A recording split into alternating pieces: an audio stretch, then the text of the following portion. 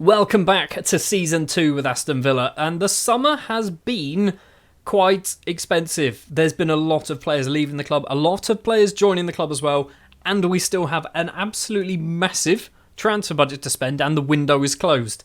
We've done some business. We're going to get one match in this episode up against Chelsea because there's a lot of teams, like a lot of players to discuss. 6 big name players have left on permanent deals, and big name is kind of in quotation marks. They're not massive names. Courtney House, first up, leaving, dropping down to the Championship, going to Millwall for £2.4 million.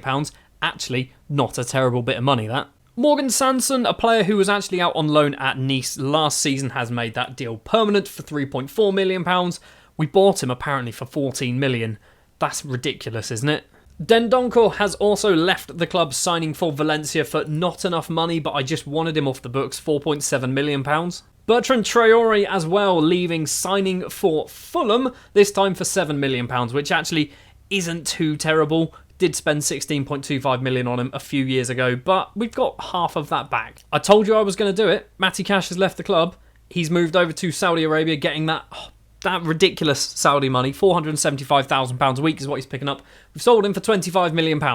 I probably could have got more money for him, but nobody else was bidding other than Al Ahly, and I'd already accepted their bid. There were a few other teams in England, I think Leeds wanted him, but they were offering £14 million, which is not enough money. Matty Cash has left. He's moved over to Saudi Arabia, and we don't have to worry about him not playing as a right-back anymore. Somebody else who's also moved over to Saudi Arabia is Yuri Tielemans, £45 million this time around. He did play a fair amount for us last season, but considering we signed him for a free and then sold him for £45 million, that's just pure profit, isn't it? It's just pure profit. And we've got players that can fill in that central midfield position anyway, so I'm not too fussed. Right, let's talk about players joining the club.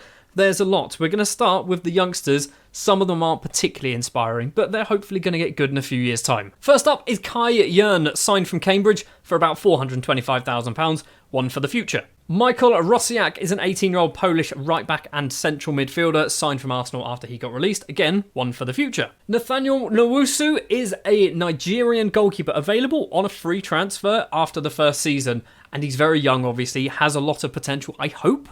And he's been brought in on a free, going out on loan to Leyton Orient for the season, already playing 5 times for them, getting 2 clean sheets in League One. A player that I mentioned to you at the end of last season is Nikola Kavlina, who is another goalkeeper, this time Croatian, 22, so arguably not one of the younger ones. He has come in as a backup, and he's not registered for the Premier League because we kind of bought too many players.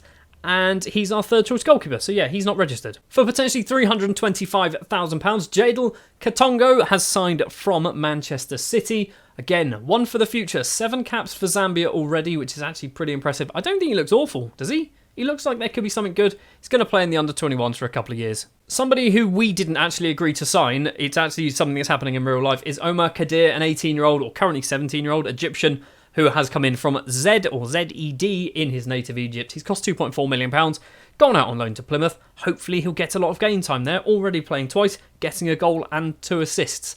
We might have made a mistake loaning him out. Another free signing this time is Josh Brooking, and I didn't think he was as old as what he was. He's literally just turned 22. I thought he was kind of the young end of 20s.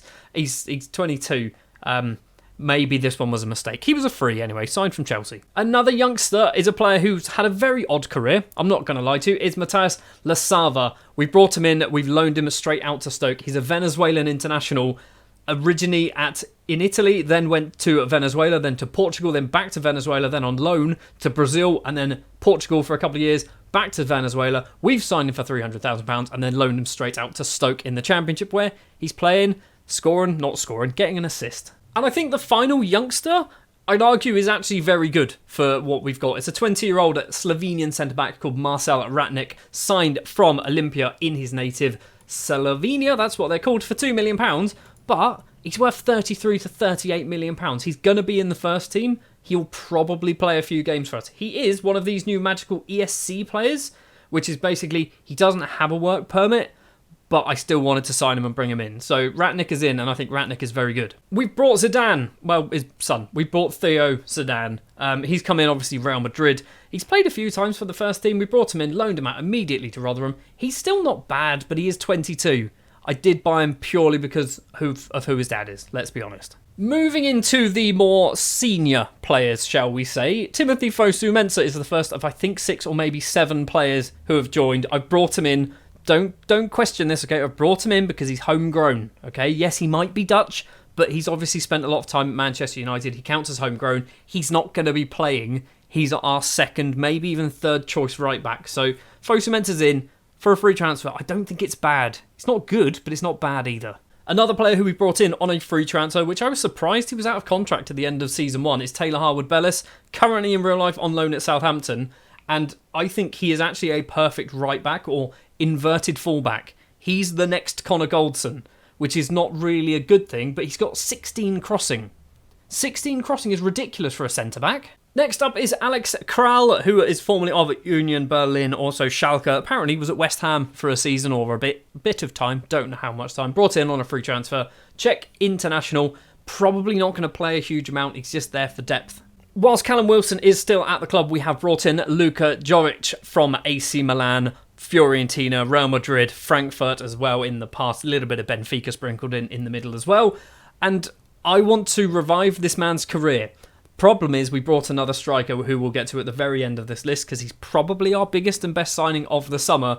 Jovic has cost us nothing, so he is no risk. He's also come in as a squad player, so he's not going to be too fussed if he doesn't actually play a huge amount of football early on. And he's still only 26. We've also brought in Ait-Nouri from Wolves. Wolves got relegated last season and we brought him in. It's a lot of money, 17 million, 16.5 million pounds, but I think Ait-Nouri is a very good player. Luca Dean is 30 years old. Moreno is 31 and has actually just gone out on loan for the season. Ait-Nouri could be our left back for a couple of seasons. I think there's definitely potential in Ait-Nouri. He's good enough now to play for us as well. So I'm happy with that signing. Might be a little bit steep, but I'm thinking that's a good deal. We've also brought in a brand new centre-back in Flavian Enzo Boyomo. We signed him on transfer deadline day for £20.5 million, which was his minimum fee release clause. He's not played for us just yet because literally we haven't played since transfer deadline day. I think Boyomo is one for the future, but also can do a job now if we need him to do it. Still only 22. He's a good footballer, isn't he? I didn't know he used to play for Blackburn. I genuinely had no idea he used to play for Blackburn, but fair enough. This one was a bit of a surprise to me on transfer deadline day, and yes, I know I did the transfer, but it's a surprise because basically I wasn't aware of how cheap he was going to be available for. Rooney Bargi has signed from Copenhagen for £9.25 million, which is silly money for an 18-year-old, soon to be 19 in a couple of months. 6 caps for Sweden as well. I was going to sign Zaniolo for 30 million, but he went to Chelsea. I'm kind of glad I didn't get Zaniolo back because Rooney he's definitely very good. He's definitely one for the future as well. And finally, we have our number one striker. Sorry, Callum Wilson, you've kind of been relegated to third choice striker now. It is Serhou Guirassy. I think it's Guirassy. I don't think it's Guirassy. I don't know. I'm going to call him Guirassy. And we've brought him in for, it's not a lot of money either, 17.25 million pounds. Obviously was signed by Stuttgart last season, 12 goals in the game, 11 the season before that as well. I think he's going to be a big player for us. He's already scored 3 goals in 4 starts so far this season. Guirassy, at 28, still got a fair few years left in him. I think that's a very good signing, okay? Genuinely, on paper, I think I've had a good transfer window, ignoring players like Timothy Fosu-Mensah. So because half of those transfers actually took place technically last season, the number's not quite right. So you can see Katongo and Guirassy are down there. Also, did I mention Topolovic? I don't think I mentioned Topolovic. 18-year-old Slovenian attacker midfielder, gone out on loan to Middlesbrough. He's cost £800,000. 950, sorry. I think he's good, don't you? He's 18. You can't go wrong with an 18-year-old. Anyway, like I was trying to say, I forgot David Turnbull as well. We signed David Turnbull on a free because I'm crazy and he was available and he's still only 25. So I thought, you know what, he's got some potential. I don't think we're going to see a lot of David Turnbull. My transfer window in this episode have been a bit of a shambles, haven't they? What I was trying to say is because half of these transfers came in last season, technically, so all of these were last season, the number doesn't quite make sense. I think we spent around 75 to 80 million pounds. We brought in 102. There are some other players who have gone out on loan and left on permanent deals. Some people that we probably would like to mention: Ezri Konsa going out on loan to Real San Sebastian or Real Sociedad, Moreno to Freiburg, Emi Buendia going out on loan to Fiorentina, because I thought I should probably help them out after they've lost 2 Europa Conference League finals now to English sides. Coutinho to Lille, Tim to QPR. We've also sent Rory Wilson off to QPR, Lasava to Stoke, we've mentioned, Toplovic to Middlesbrough, Josh Feeney, a very good young centre-back, going out on loan to Colchester, Finn Azaz to Coventry, a good central midfielder. Lamare Bogard has gone out on loan to Huddersfield, a good defence midfielder. Couple of goalkeepers in there. Zich, I think, is a goalkeeper. Namusu, we know, is a goalkeeper. You can see there, Kellyman has gone out on loan to Norwich. First team football is really what we want for Kellyman. Louis Barry going out on loan to Reading as well. First team football. John Duran to Millwall for first team football. We've done a lot of business, okay? We've done a hell of a lot of business this summer, and it does mean that our squad is a little bit bloated. So this is how our squad looks at the moment, and I hate the fact that there's a scroll bar. That frustrates me annoyingly. So there's 2 players who can't really be seen on screen. The thing is, Cavallina needs to be relegated to the under-21s because he's not registered for Premier League, which is kind of frustrating. When we get to the Europa League, there's a lot of players who aren't registered, and I think you'll probably see, I think Alcaraz is one of them, he's unhappy. Turnbull, he's unhappy. We've got Fosu Mensah's unhappy. Ait Nori is... No, you're unhappy because we've not strengthened. That's fine. Harwood Bellis doesn't like the fact we signed Boyomo. He's not replacing you. You're playing as a right-back. He's a centre-back, mate. Don't worry about it. Yeah, so we've got quite a big squad, haven't we? And yes, Callum Wilson is still here. He's got 1 season. He's got 1 season to do the business, and if not, he's off. And if I'm perfectly honest, he's going to be coming off the bench most matches, so I don't think he's really going to get the opportunities to score the goals that we want him to do. Anyway, that was a very probably long kind of talk about transfers and the squad. And so far, we have played 4 games this season. We've won 3, we've lost 1. And we lost 1 against Man City because they're very, very good. 4-2 in the end. We beat Bournemouth. We smashed Newcastle, who, by the way, have started this season horrendously badly. Douglas Luiz, Tyrone Mings and Gerassi with 2. We then beat Luton as well, 1-0 at Kenilworth Road on transfer deadline day.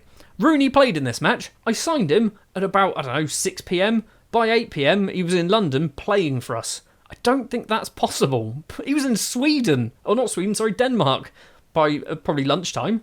But anyway, because of those results, we are up in 5th. Obviously, very, very early days so far in the season. Newcastle rooted to the bottom. 4 defeats out of 4. And they're not even big sides, really. Leeds, Brighton and Villa, you'd argue they're probably better than United. As we know in Football Manager, probably a little bit too overpowered, aren't they? Let's be honest.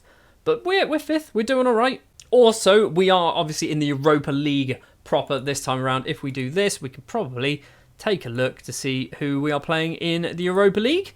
And we are playing Maccabi Tel Aviv. We are playing Hoffenheim, Ferencváros, Porto, Salzburg, Limassol, Fiorentina. Oh my word, I didn't even see that. And then AZ Alkmaar to finish things off. We're expected to get through the group stage and then into the knockout rounds. And then at that point, nobody really cares what happens. Or at least the board don't. So then for our first match on camera of the season, we're at home against Chelsea. It's not going to be the easiest of games, but it's a game that I think we can do a decent bit of damage in if we can get our decent strikers scoring some goals. It's going to be Castells in goal because Martinez is injured once again. This time, I can't remember what he's done. Fractured his finger. There you go, playing for Argentina. It's Harwood Bellis playing as a right-back with Mings, Torres and Ait Nori in defence. Luiz, Sanket and Alcaraz in midfield. Rooney, Diaby and Gerassi leading the lines. We've got goals already in this team, which is very good to see. I want to see another Gerassi goal in this match. That would be lovely. Obviously, Chelsea are good at football, so I'm kind of worried that we might get absolutely smashed. We struggled pretty badly against Manchester City. Chelsea have... It's good, isn't it? It's a good team. They're also playing Zaniolo, which is obviously a player who propelled us into the Europa Conference League final, and now he's playing against us.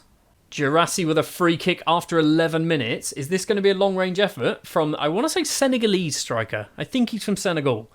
It's Gerassi. He's taking his time. What are we doing? What's happening, guys? Are you going to kick it? Gerassi steps up, plays it on the ground to Diaby, flicks it through to Ait Nori. That was straight off the training ground there. Didn't go in, but it was a weird effort. 20 minutes now. Gallagher goes for a run for Chelsea. Zaniolo dodges a tackle. Not ideal. Zaniolo loses out to Aït-Nouri. That's good. Sanket collects it. Back to Dougie Luiz. Loses out to Gallagher. And Gallagher's effort is rattled off the underside of the bar. It's saved, I think, actually. If it's gone off for a corner, that was a very good save from Castiles. We are going to see the corner as well. And Nkunku's gone over to take it. They're going to go short. They do go short. And Nkunku to Gallagher. Plays it on the ground to Enzo Fernandez, who was offside. Lovely stuff. Still 0-0. Castiles is on a 7.5 after that save. Chilwell with a throw to Gallagher. Back to Chilwell. Mudryk goes for a little run into the middle. Tries to get some space and does so. And Castiles once again with a very good save. He is making a good shout for him to be our number one goalkeeper this season. And Nkunku this time is going to go for a proper corner towards Zaniolo. Torres clears it. Alcaraz is going to collect this as well. Counter-attack time. Girassi, turn around, mate. You need to run the other way. There we go. Alcaraz is going to keep going. Passes it straight to Gallagher. Tried to get it past him to Girassi. Couldn't quite manage it. Speaking of Girassi, he has now just picked up a knock as well. What's happened? Why is that a thing? I mean, the fact that he scored 3 goals in 4 starts so far, and now, first match on camera, he gets injured after 30 minutes. Mudryk's in on goal, tries to curl it in the bottom corner, does successfully do so. It's 1-0 to Chelsea. I was weirdly optimistic about how this match was going, and then I've just seen the match stats and gone, we've had 1 shot. And that was obviously from Aït-Nouri earlier on. It is 1-0 to Chelsea at half-time. They're absolutely dominating us, but Castiles is keeping us in this game. Show me something else in the second half. I'm going to say to Girassi, keep going, you've got the ability to make the difference. He didn't really care. Rooney's on a 6.3 as well. Not really sure what's going on, guys. Aït-Nouri with a free kick for us. Plays it down the line to Diaby. This is looking good already. Crosses it in. No one really challenged. And by really, nobody challenged Sanchez at all. Just let him come out and grab it. Colwill to Gallagher. Back to the goalkeeper Sanchez. Is this going to be a Chelsea chance or are we going to try and nick something here? Desai, ball forward to Enzo Fernandez. Goes down the line to Zaniolo. Just go straight through him. Just go straight through Zaniolo. I don't like him now because he didn't want to join me. And Rooney's clearly not very good at the moment. He's on a 6.3. We've got it through Torres. It's not through Torres. He's passed it straight to a blue shirt. Zaniolo to Caicedo. Now Chilwell. Ball forward to Nkunku over the top to Mudryk. He's got past Harwood Bellis. And Mudryk makes it 2-0. His 5th goal of the season. I don't think he scored 5 for Chelsea so far at all. Straight into another highlight by the looks of it as well. Colwill to Chilwell. Forward to Gallagher. Back to Colwill. Are we going to try and nick this? I feel like we're going to start disappearing without a trace in this. I think there's going to be a 3rd goal very, very soon. Zaniolo gets some space and Nkunku was offside. He was definitely offside. It's a free kick. Good. Is it Callum Wilson time or is it Luka Jovic time? It might be Luka Jovic time. We are going to do that. He wants to stay on, but injury is affecting him. I'm thinking that's the problem. It's Wilson. We've got to do Wilson. I can't believe we're doing Wilson. Leon Bailey's going to come on as well for Rooney because Rooney's playing horrendously bad. Alcaraz for John McGinn as well. Swapped you to Giroud. That makes a lot more sense. Why was I not playing Sanket as the box-to-box? Or the Mazzala, or whatever position he should be playing in. We've had 1 shot all match. We've had a decent amount of possession. It's been fairly even, 50-50 possession. But we're just not getting anywhere near their goal by the looks of it. Final 10 minutes of the match. A 2-0 defeat on paper. Obviously, you wouldn't take it before the match, but is it a bad result? It's Chelsea. They've got a lot of money. We've got 5 minutes of injury time. Nothing's happened since those subs have taken place. The full-time whistle goes. It's a 2-0 defeat. We've lost against the teams you'd expect us to lose against. I do not want to see what that is. Don't be something bad. Be like he's twisted his finger or something. I don't know. He's bruised his ankle. Good. I'm happy with a bruised ankle. He's out for 1 to 3 days, which means he's probably going to miss the Maccabi Tel Aviv game in the Europa League, which I'm not too fussed about because we should be good enough to beat them. And apparently we are going to be given Bayer Leverkusen £675,000 within the next 5 matches. That's going to do it then for this episode. Do tell me in the comments below who you think the best signing was, who you think the worst signing was, who you think the most ridiculous signing was, and who you think we should probably try and spend this £67 million transfer budget in January on. What position do you think we need? I've got a couple of ideas, but I genuinely have no idea who. I'm thinking a central midfielder, and I'm thinking maybe a winger, but I honestly could not tell you what central midfielder or what winger I'd want. Next episode, we are going to fly through this season. I think we're going to go all the way to November, and we're actually going to do Brighton and Brentford. So we're going to have a lot of Europa League games. In fact, 4 Europa League games off camera. We've got 1, 2, 3, 4, 5, 6 Premier League games as well off camera. We'll come back for Brighton and Brentford. 2 matches that I think we should be good enough to win, although Brighton are 10th, Brentford are 7th. Maybe they might cause us some problems. Who knows? We're now 11 games into Season 2 with Aston Villa, and we're doing pretty good. We are actually only, 7 points off top of the table. We have lost 3 matches, but they're matches you'd expect us to lose. Manchester City, Chelsea and Arsenal. We've won 7. And we've won some of them pretty well, if you ask me. So last time we were here, I think we played the Chelsea game. We've done some Europa League action where we've basically gone undefeated so far. In fact, we've won 4 out of 4. We've also beaten Blackpool in the Carabao Cup. We beat Leeds in the league. We beat West Ham in the league. We beat Spurs 4-2 in the league in this one. We beat Fulham in the league. We drew 1-1 with Crystal Palace, not ideal. And then we've just lost 2-0 against Arsenal. And then, we beat Porto as well, 3-0 in the league. Today it's going to be Brighton and Brentford. And I'm hoping that's 6 more points. And if we get 6 points out of this, we might be pushing for a Champions League spot come the end of this season. The starting lineup for the Brighton game then at Villa Park will be Martinez in goal, Harwood, Bellis, Boyomo, Mings and Luca Dean in defence, Douglas, Luiz, Kamara and Sanka in midfield with Bailey, Diaby and Girassi leading the line for this one. We are actually not doing bad when it comes to goals, and in particular, Callum Wilson has 4 goals. Admittedly, 2 of them are in the Carabao Cup, but he's got 4 goals, 1 in the league, 1 in the Europa League and 2 in the Carabao Cup. He might start getting good. He might start becoming good. It might be too late for him because Gerassi's also got 4 goals in just as many appearances. So I'm not quite sure if Brighton are any good in this. Obviously, real life, they've lost a few players over the last season or so, and I don't know whether they've kind of managed to replace half of them or whether they're going to just have these weird gaps in their squad where they're missing players like Caicedo. Joel Veltman with the ball. We are 3 minutes in. Estupiñán could be how his name is said, straight into the hands of Martinez. Was that the highlight? Yes, it was. They do still have Mitoma. They've still got Ferguson, João Pedro still there. Pascal Gross still there as well, club captain. Jason Steele's not a great goalkeeper, is he? Let's be honest, Jason Steele is probably a weak link in their side. I say that as he's now on a 7.0 and we're not having any shots or highlights by the looks of it. So this match, just kind of nothing's happening. Gerassi's on a 6.4, Diaby's on a 6.5 and looking very tired.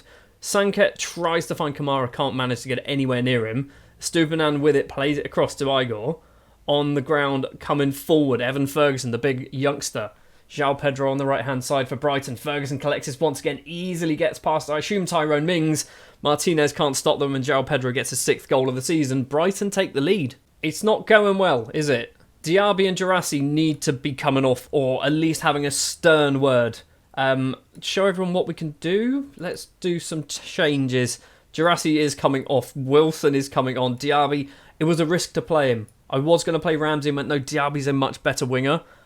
Probably should have just gone with Ramsey, shouldn't I? We've also got Luca Dean struggling as that inverted wing back on the left-hand side. So 2 subs for us at half-time. It might be a little bit I feel like we're going to struggle to get back into this game. Although, match stats-wise, we've had a lot of the possession. We're getting our shots away. They're just not very good, apparently. Pascal Gross with a free kick on the hour mark. Goes for goal. It's 2-0. Martinez is he's not very good anymore, apparently. Is this the start of the end? Is this the beginning of our downfall? Gross with a corner 4 minutes later. Oh my word. Martinez, what are you doing? It's 3-0 to Brighton. What is happening here? What has actually gone on? This is the first matches, by the way, that I'm playing on the actual full release of the game. They've broken something. Definitely broken something. I'm taking Martinez off. We're taking Luca Dean off as well. Pau Torres can play as a left back. That way round makes more sense. What else do we want to do? Sanket coming off for John McGinn. I nearly did Scott McTominay then. That's all of our subs. We're 3-0 down. It is too little too late. We have just been absolutely embarrassed here by Brighton. On the plus side, we are going to save some money when we start finding some poor performers. Final 10 minutes, are we going to get a consolation goal? Mings with the throw to John McGinn, back to Mings. Douglas Luiz, forward to Mings once again. Plays it across, Leon Bailey at the back post with acres of space. It's fallen for Kamara, he's hit the post. We're never going to score. We're never going to score. We're going to lose this game 3-0, maybe even 4-0. We are going to see the corner. It's Leon Bailey going over to take it. The Jamaican international, I think. Left-footed corner, it's going to go short, isn't it? There it is, to McGinn, to Ramsey, back to Bailey. Cross it in. Anybody get in the box now? Towards Torres, Steele comes out, claims it. We've been awful, haven't we? We've been so bad. That's literally the only highlights we've had that's gone our way, and it's taken 85 minutes for them to get here. Just over a minute of injury time to play, and Brighton are going to pick up 3 very, very valuable points. And I was going to say we're going to come in for training tomorrow, but I don't think that's a good idea, because I think our next match is like on a Wednesday. Or this might be a Wednesday. I should probably know that. John McGinn's nicked the ball. Don't think anything's going to come from this, though, is it? Down the left-hand side to Ramsey. It's going to be a penalty. It's going to be a penalty if that is given. I don't know who's going to take it. I feel like it's Callum Wilson, you know. I feel like Wilson might have our best penalties in our starting 11. Or maybe it might be McGinn. I don't know why I'm assuming McGinn. It is a penalty. Who's the man stepping up to take it? It's number 6. It's Douglas Luiz is the man to take this penalty then. To make it 3-1, it's a consolation. I feel like he's going to miss. He's not missed. It is 3-1. Brighton don't get their clean sheet, but we get absolutely nothing from this game, apart from a negative 2 goal difference. Well, that was appalling, wasn't it? That was absolutely appalling. Water bottle time. Not happy. Embarrassed. A shameful, poor performance from everybody. I mean, Martinez lacked self-belief. I would too if I got that kind of performance. You were at fault for 2 of the goals, I'd say. Right, because of that though, my team talk was too harsh. Oh, we're going to have to try and revive this somehow. There were some rumours that it was too harsh. Martinez, who is a team leader, yeah, I can see why. Everyone's highly influential here. So I'm happy to try and change. Sure, we'll just back down. They're very good footballers. Well, some of them.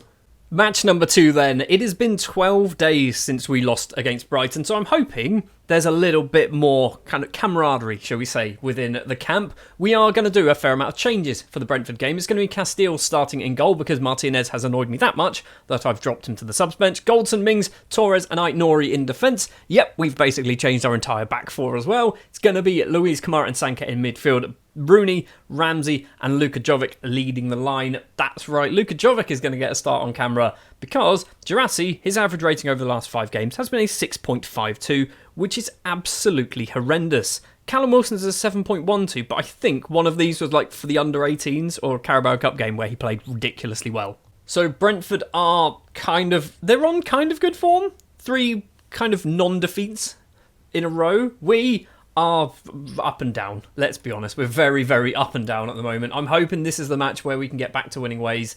Lo Celso playing for Brentford, which is weird. Is he there in real life? I feel like he isn't. Aaron Hickey plays it across to Ethan Pinnock, a player who I've said this before in the past, that he's a player, I don't think he's very good in Football Manager, but he always seems to score against me. Douglas Luiz with the ball, goes for a little run, finds Mings. The first highlight of the match obviously is kind of maybe going to come into something. Rooney, back to Connor Goldson, to Rooney on that right-hand side. Can he get past his man? Plays it on the ground to Kamara. 2 in the middle. Luka Jovic's won his first touch of the ball, and Luka Jovic puts the ball in the bottom corner after 40 seconds. We are 1-0 up against Brentford, and maybe, just maybe, Luka Jovic should be the one starting up front. I did say when I signed him I want to revive his career. Is this the first step to doing so? It is Douglas Luiz with a free kick. Fair distance outside the area, but I think it's a scoreable range. Top right-hand corner as well. I want to see this one go. Dougie, where are you going to go? Their goalkeeper looks tiny as well. Is that just me, or does he look like a small goalkeeper? Top right-hand corner, David Raya makes the save. We are obviously going to get a corner from it, which we are going to see as well. Rooney's the man to go over to take it. Obviously, scored against Man United a couple of days ago, yesterday. I don't know when this video is coming out. Luka Jovic collects this, plays it on the ground to Goldson, back to Jovic, on the ground to Rooney's gone down. Is that going to be a penalty? No? VAR? Anybody? Rooney went down like he got shot. I don't know what's going to go on there. Nothing, apparently. Obviously, it's early days in this match, but if things stay this way, we're going to move up to 5th place in the table. Ramsey's not going to quite get there. Goldson should be. He's not going to, though. Ait-Nouri doesn't get there ahead of Ivan Toney. Kamara on the ground to Connor Goldson. I still love the fact that Connor Goldson... I ask the assistant to pick, by the way, and they often put Goldson in ahead of Harwood Bellis. So that's kind of why Goldson's getting some game time at the moment. Torres, what are you going to do, mate? Going to go for a very slow walk over the halfway line. Ait-Nouri playing in the middle now to Kamara. Jovic's tried to make a run. So has Rooney. He's got some space on that right-hand side. Tries to curl one into the top corner. Just wide over. Maybe a bit of both. It's Aaron Hickey. That was a weird goal kick from David Raya. Lo Celso. Left-hand side is Wissa. He's going to go for a little run. Connor Goldson easily dispossesses him, though. Luka Jovic gets a bit of space, goes for a long-range effort. Luka Jovic has got a brace. Are we seeing the making of a star? And by a star, I know he's like 26, but Luka Jovic, all he's done is just had 2 really good shots and put them in the bottom corner for both of them. We are 2-0 up against Brentford. We are looking good as well. And I'm just happy we've got a striker scoring goals. It doesn't happen often.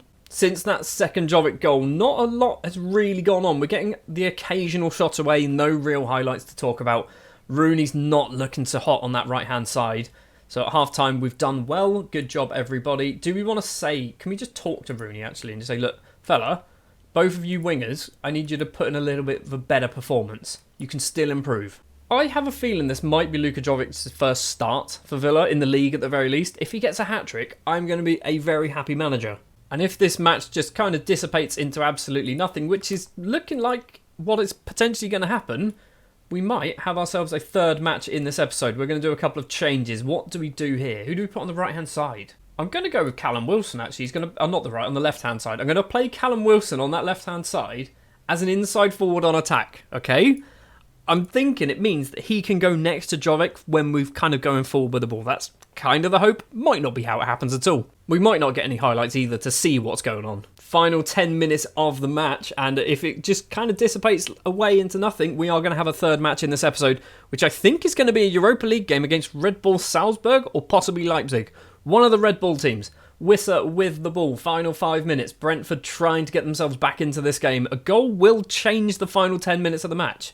Douglas Luiz to Aït-Nouri, though. We're going to go down the line. Plays it back to Casteels, who is going to hopefully get himself a clean sheet after replacing Martinez after his piss-poor performance against Brighton. It is Rico Henry. He's going to go for a run. Nearly called him Henry. He's not French. Rico Henry to Armando Broja, playing for Brentford. Fair enough. So I think that's a decent signing. I don't know if it's on loan or a permanent deal. Broja crosses the ball in. Casteels flaps at it, doesn't quite get it, and is cleared. Callum Wilson's going to possibly collect that. No, he's not. Ivan Toney was offside, so it didn't matter that Casteels flapped at it and got nothing. Leon Bailey with a free kick for us. Is Jovic going to get himself a hat-trick? It's on over everybody. David Raya's got it in his hands, apparently. Don't know what happened there. It was completely off camera. Raya then, with it, goes for a weird dance, I guess, in his penalty area. Roslev might be his name, being chased every single step of the way by Callum Wilson. Broja to Ivan Toney. Toney's effort goes just wide of Casteels' post.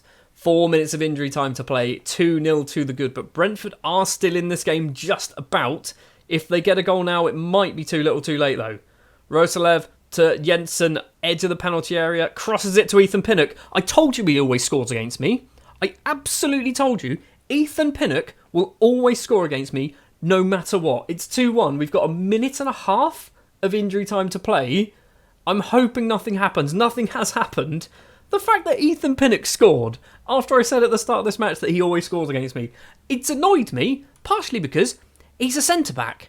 He shouldn't be scoring, particularly goals like that. So looking at the league table then, after the 2 league games we have played, we are in 5th place in the table, 1 point behind Arsenal, who are obviously in the Champions League spot. However, they do have a game in hand, but we are only 2 points behind Chelsea, who are in 3rd place, and they are on equal points, equal games to us. So we are doing actually very, very well. We are going to have a third match in this episode, which is going to be RB Salzburg away in Austria. So we'll be back for that in just a second. Off to Europe we go then, RB Salzburg away from home. This is the starting 11 we're going to go for. Casteels keeps his place in goal. Goldson, Ratnik, Torres and Mings in defence. We've done a fair amount of rotating because I think we should be good enough to beat Salzburg, okay? Remember that as we lose 3-0 later on. Douglas Luiz, Kamara and Sanka in midfield. Rooney, Bailey and Luka Jovic keeps his place in that starting 11 up front. Gerassi probably is starting to get a bit annoyed, but he's been so bad the last few matches. Even though on paper he shouldn't be, but he's not shooting, is he? He's just not having any shots, which I guess that's part of the problem. Maybe because he's a pressing forward. Do they not have shots? Don't know. Right now, we are top of the Europa League group, so we should be good enough to win most of these games. Pavlovic has scored. We're 1-0 down after 5 minutes. Literally, I'm saying the words are coming out of my mouth, saying that we should be good enough to win, and we concede. Straight after the goal, though, it looks like we've got another highlight. Ratnik with the ball, making a rare start. He's only ever started for us in the Europa League. He's never played a Premier League game for us. Capaldo intercepts that poor pass. Koita has got past Ratnik. Casteels, though, gets a leg out, stops that one from going in. We are going to see the corner. It is Van der Brempt to take the corner for Salzburg. Towards the back post, Casteels comes out, claims that one. Good. So, we are not just bad at corners, just that first one. That's good to see. Looking at the match stats, only 20 minutes in, but we have had nearly 70% possession. but not a single shot. They are just stopping us from, I assume, getting into their half.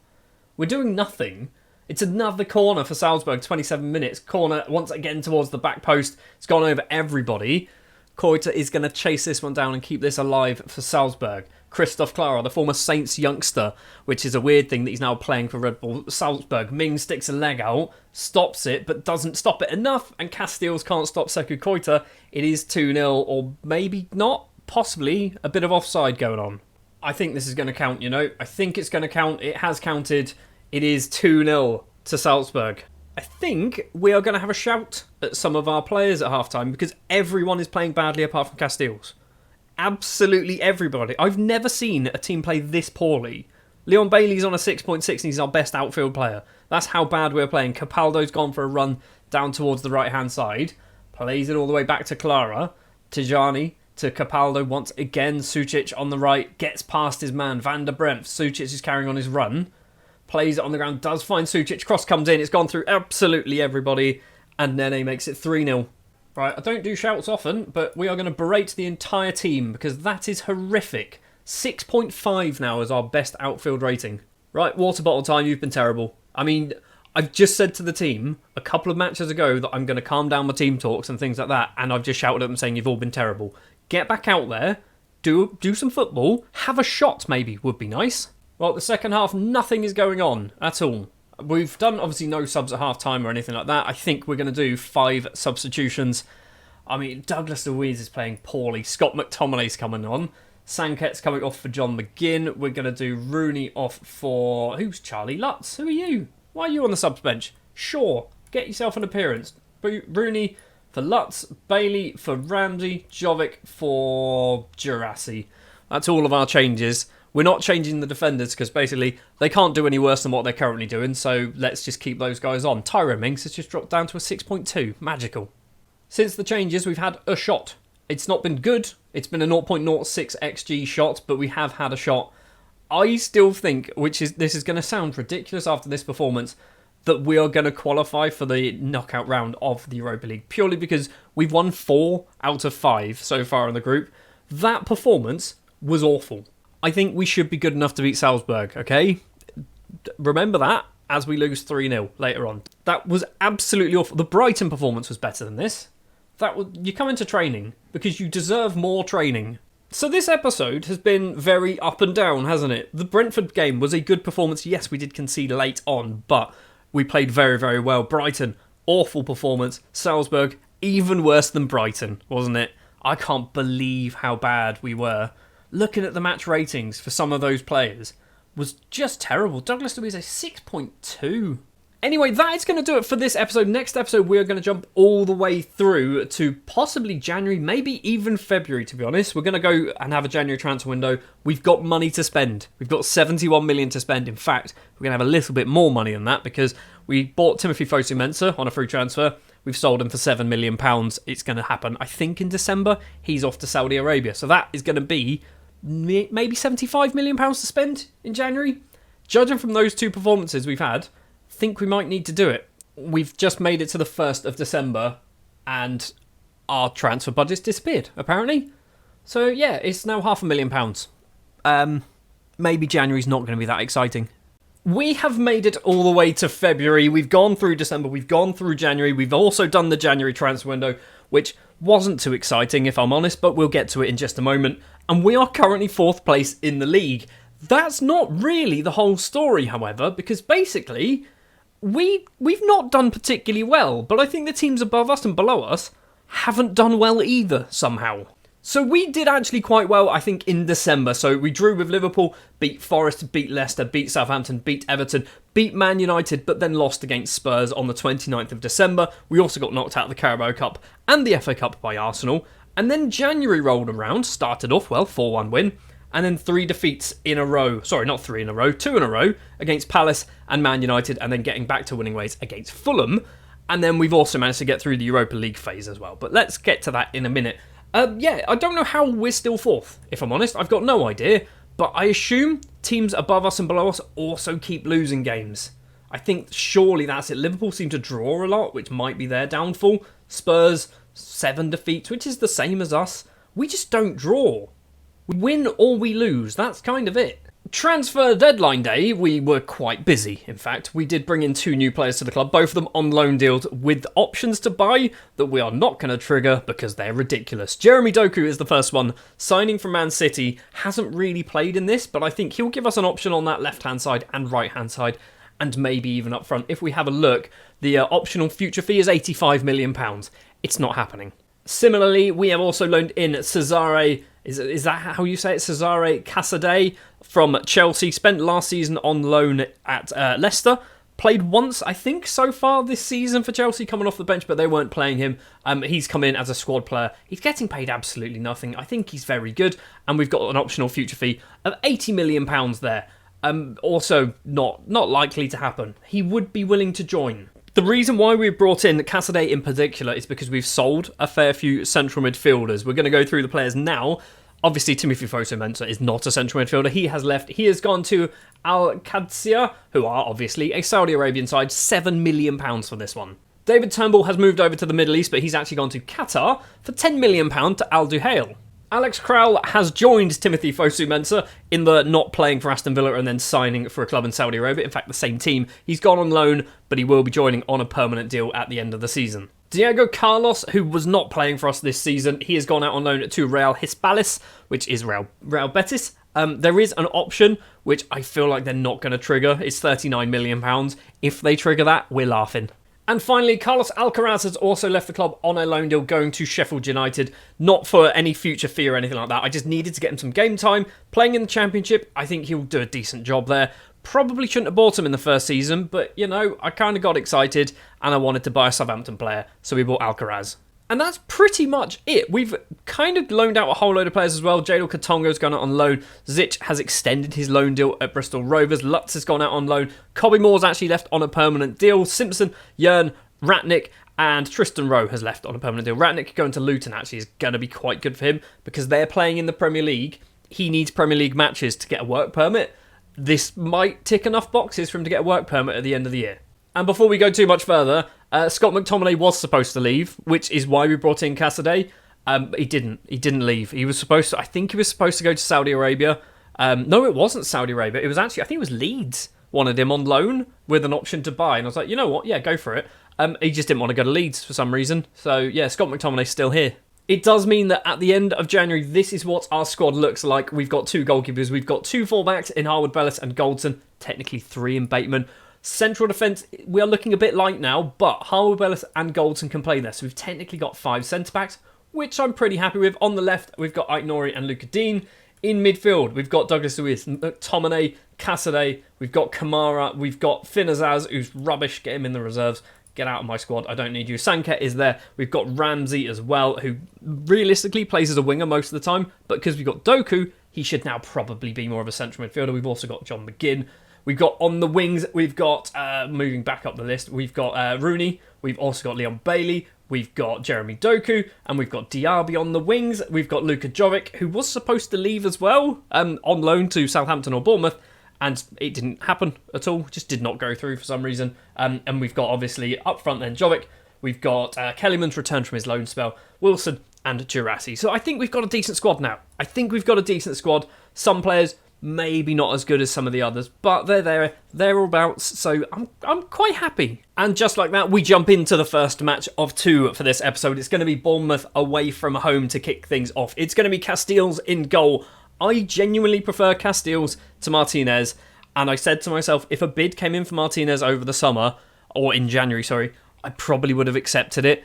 Nobody wanted him, but, you know, Casteels is kind of our number 1 at the moment. Harwood Bellis, Boyomo, Mings and Aït-Nouri in defence for this. Kamara, McGinn and Casadei making his debut in midfield. Bargi, Doku and Callum Wilson will be our front 3 for this. Obviously, Doku getting his debut as well. You might be wondering where some players are. Girassi, not quite fully match fit. Sanket, same. Diaby, the same. And then Douglas Luiz, even more so, not match fit. So that's why he's not even in the squad. So today, in this episode, we're going to be playing 20th place and 1st place in the table. If we beat Bournemouth, we are not going to move anywhere in the table because I think I can't remember, it's one of the 3 teams obviously ahead of us because we're 4th, but I think there's too big a gap, yeah. So if we win, we'll go on to 50 points, which will not be enough to catch Man United, but it will kind of close the gap We are in this weird sort of middle ground where we're not quite good enough to catch the top 3, but we are slightly ahead of the rest of the table. 15 minutes played already, no highlights to talk about, but it's looking like Bournemouth might be dominating, which is not good.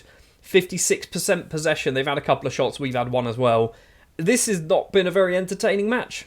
There has been so little going on. We've had another shot, it was on target, was not highlight worthy, and it's going to be 0-0 at half-time without a single highlight to talk about.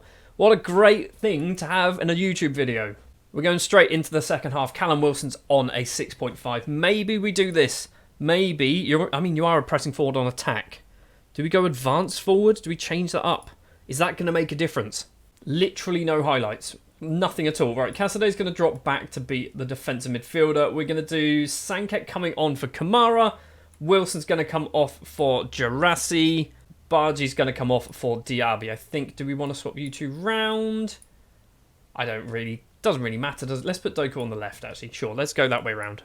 I said Doku on the left, I mean on the right.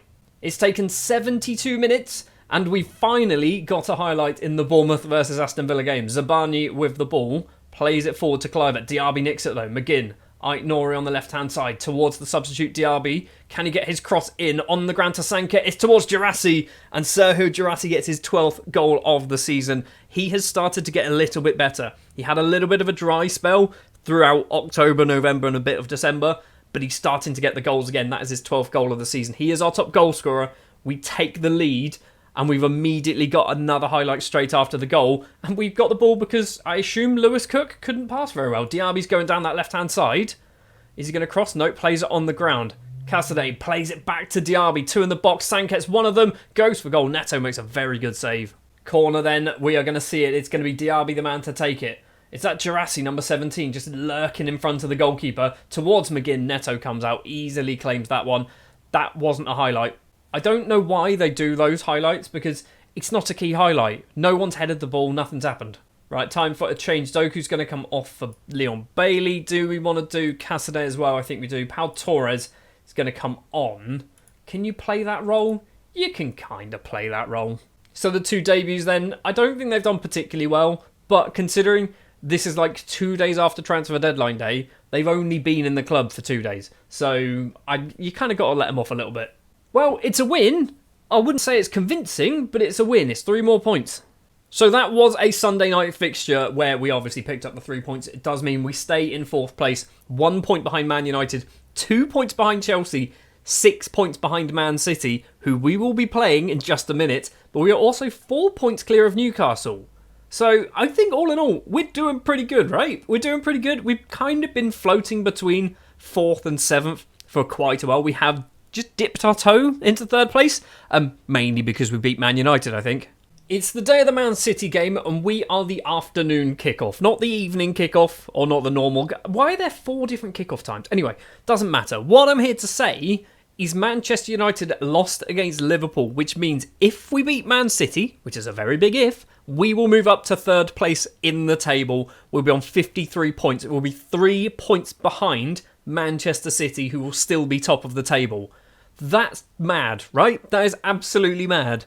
Obviously, there's still a fair few games to go in this season, but the fact that we could be cementing ourselves into a Champions League spot in February is insane, right? The starting lineup then for the Manchester City game. We have done some tweaks. Actually, this is also a tweak I need to do. Casteels in goal. Goldson, Boyomo, Torres and Luke Dean in defence. Douglas, Luiz Kamara and Sanket in midfield. Diaby, Ramsey and Gerassi leading the lines. We've done 2 changes. We are playing Gerassi as a complete forward on attack. We're playing Luke Dean as a complete wing-back on support. Partially because Ait-Nouri is also very good as a complete wing-back. And kind of the role that he plays means he'll slot into this space. Which means, given that option, he can go way, way up the pitch, and it shouldn't be a problem because Goldson should move across. That's my thinking. Probably not how it works, but that's my thinking. I've just seen that Tyrone Mings, because he's not starting this match, it means we don't have our club captain, and we also don't have our vice-captain in Emi Martinez. It means Connor Goldson's been automatically put as the captain for the Man City game. I don't know why Connor Goldson's kind of become a talisman for me, but he has. Obviously, we're at home for this match, which is a good sign, although I don't know, I haven't noticed whether we are better at home or away, or kind of indifferent. Man City are actually not massively consistent. A win, draw, win, draw, win, which means this one's a draw, right? Let's hope this is at least more entertaining than the Bournemouth game. Obviously, we picked up the 3 points, but we got nothing. 8 minutes on the clock, and we've got the ball in a good position. Connor Goldson to Douglas Luiz. Plays it on the ground to Ramsey. His touch is not the best. It's fallen to Sanket, though. Across to Ramsey again. Rodrigo with a slide. Luiz to Sanket. Takes a touch. Goes for goal. And Oyhan Sanket has made it 1-0 against Manchester City. Don't know whether that's how you say his name at all. First name or last name. We have taken the lead. And that was a good goal. Considering that had a 0.08 XG and he managed to score it, that's pretty impressive. Luca Dean to Sanket to Kamara, plays it back. Torres is going to go for a run. It's worrying that we've got Torres going for that run. The ball's cleared upfield. Boyomo's going to collect this. Down the line to Dean, please. Where we want to go? There we are. Luca Dean to Torres again. Ball on the ground. Sanket, the goal scorer. On the ground, finds Diaby. Jurassi's trying to break past the last defenders. Crosses it in. It's fallen for Sanket, and Sanket's just scored a second. 14 minutes on the clock. Sanket has his second of the match. What is going on? Are we all of a sudden proving that we are top 4 quality? Is that what's happening now? It's a free kick. It's going to be De Bruyne to take it. 21 minutes. Kevin then steps up, hits the wall. It's gone off for a corner. Bernardo Silva's gone over to take the corner. Can we get this one clear? It's towards Gvardiol. Loads and loads of space into the bottom corner. His first goal of the season. That was training ground stuff. I'm going to blame Austin McPhee, who is our set-piece coach, because he should be dealing with that. Straight into another highlight, though. Sanket to Jurassi. He's put the ball away. I think Jurassi was offside, so it's not going to count. But that's good. That was a good finish. I'm happy with it. Is it going to count? We're not getting VAR. Are we getting... Was he onside? There is no way he's onside. Unless... Who's that? Is that Zinchenko? It's Theo Hernandez.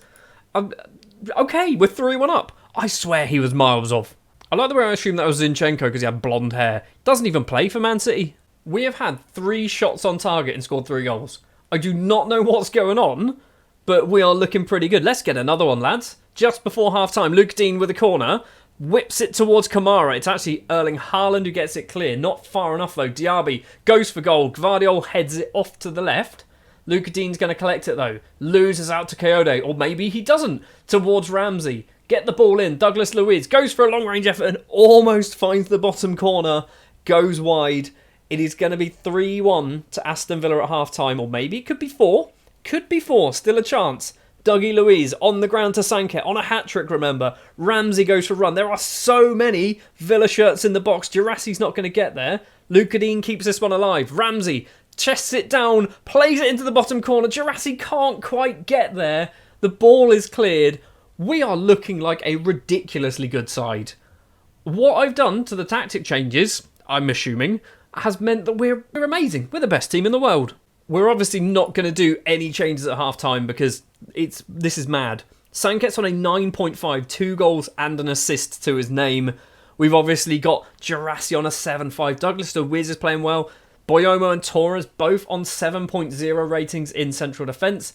We are just looking good. Admittedly, Edison, Coyote and Diaz and Neves and De Bruyne and Haaland not playing very well, but I don't care because we are playing ridiculously well. Bernardo Silva with the ball.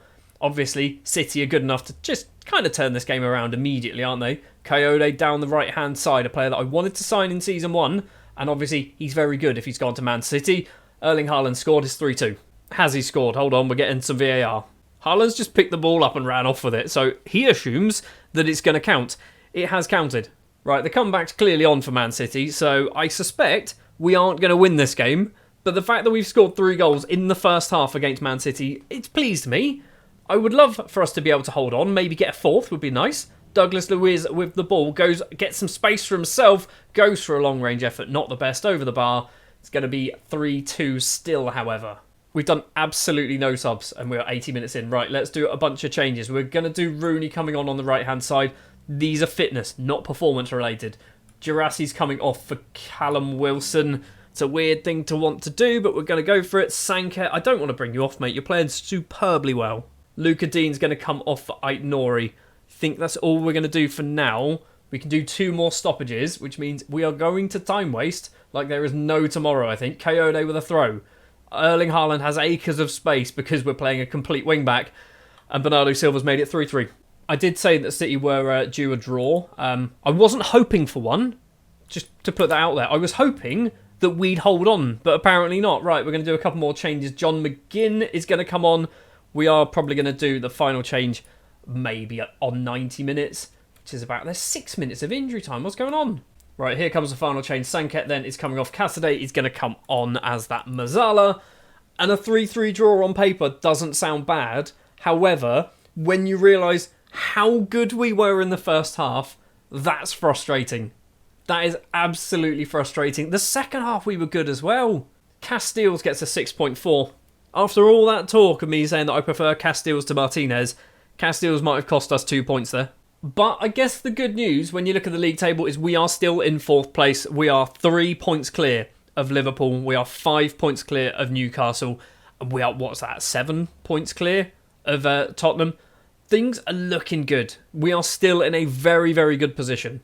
I think because the way this league is panning out, we're not going to focus on the Europa League at the moment, which means next episode we might be doing Brentford and Liverpool. Because I feel like Leicester should be a win, Southampton should be a win, Everton should be a win, Forest should be a win. That one maybe I'm not so sure about. And then Brentford, 10th place, Liverpool in 6th place. We've got a relatively tough end to the season with Arsenal, with Brighton. Luton are down in 19th, Newcastle in 5th, Chelsea obviously 2nd place. That match, I hope, means absolutely nothing once we get to it, because I don't think we're going to win that one at Stamford Bridge. We're going to finish this episode off talking about money very, very briefly, because we are 50 million in debt. However, we do have £25 million in our transfer budget. And we did have a rumour, fairly recently as well, that our Egyptian owner was considering selling the club to a tycoon. Nothing's come of it, but there was one news article that came out that said that we're considering selling the club, and it's a tycoon that wants to basically buy Aston Villa, which would mean a lot of money. If that happens, we might end up doing a season 3 of this save. If it doesn't happen, we may end up just at the end of this year, possibly just getting into the Champions League, which will be nice. As this season is going on, this is getting even more ridiculous. We are now currently sat 3rd place in the table after 30 games of the season. 4 points clear of 4th place, 5 points clear of 5th place. We are looking likely to be qualifying for Europe regardless now of what kind of happens for the rest of the season. But Champions League is still very much a dream.